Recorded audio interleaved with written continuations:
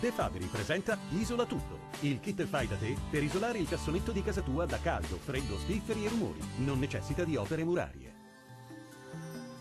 Ben ritrovati al meteo, cambia il tempo sulle nostre regioni, vediamo il dettaglio.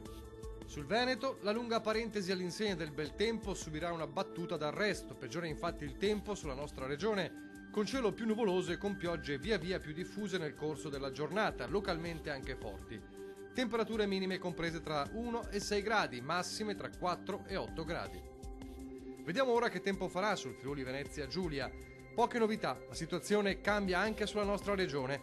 Il cielo si presenterà molto nuvoloso e spesso coperto con precipitazioni sparse ma frequenti. Pericolo per locali nubifragi durante le ore notturne. Temperature minime tra 3 e 7 gradi, massime oscillanti tra 6 e 10 gradi. Vediamo infine la situazione meteorologica del Trentino Alto Adige. Anche in questo caso il tempo peggiora rispetto ai giorni scorsi. Il cielo sarà coperto con precipitazioni piuttosto diffuse sul territorio regionale e anche con locali nevicate a quote basse.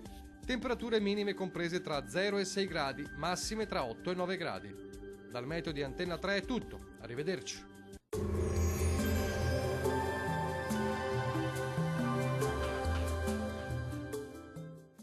De Fabri presenta Isola Tutto, il kit fai da te per isolare il cassonetto di casa tua da caldo, freddo, spifferi e rumori. Non necessita di opere murarie.